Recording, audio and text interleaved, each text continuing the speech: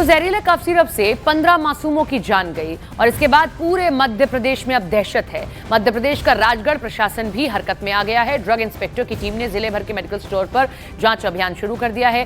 Team ने कई medical store से बच्चों को दी जाने वाली कोल्ड सिरप के सैंपल लिए हैं। ये पता लगाया जा रहा है कि कौन कौन सी दवाएं 4 साल से कम उम्र के बच्चों के लिए खतरनाक साबित हो सकती है।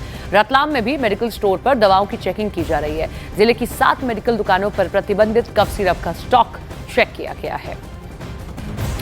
देखिए, एमपी में कफ सिरप से हुई बच्चों की मौत और डॉक्टरों की गिरफ्तारी पर इंडियन मेडिकल एसोसिएशन ने सरकार और एजेंसियों पर सवाल खड़े कर दिए हैं। इंडियन मेडिकल एसोसिएशन का यह कहना है कि डॉक्टर को गिरफ्तार करना न सिर्फ जल्दबाजी है, बल्कि अधिकारियों और पुलिस ने कानून की सही जानकारी न होने के चलते कदम उठाया।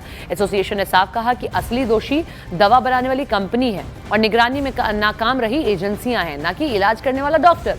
आईएमए का आरोप है कि जांच एजेंसियां अपनी नाकामी छिपाने के लिए डॉक्टर को बलि का बकरा बना रही है। संगठन ने डॉक्टर की रिहाई और मुआवजे की मांग करते हुए चेतावनी दी है कि डॉक्टरों को डराने या बदनाम करने की कोशिश की गई तो बर्दाश्त नहीं की जाएगा। हमारे सहयोगी मनोज शर्मा ने मोहन यादव से बात की जिस वक्त वो पहुंचे पीड़ित परिवारों से मुलाकात करने के लिए। क्या कहा सूबे के मुखिया ने, सुनिए जरा। हमने ड्रग कंट्रोलर को हटाया, डिप्टी ड्रग कंट्रोलर को भी सस्पेंड के लिए बताया है। कुछ इंस्पेक्टर ऑफिस लगाकर कई लोगों पे कार्रवाई की है। जिन डॉक्टर ने इलाज किया उन पे भी केस बनाया। जिनकी दुकान से या बाकी चीज़ों को बिक्री हुई है उस सब पे भी हमने कार्रवाई की है।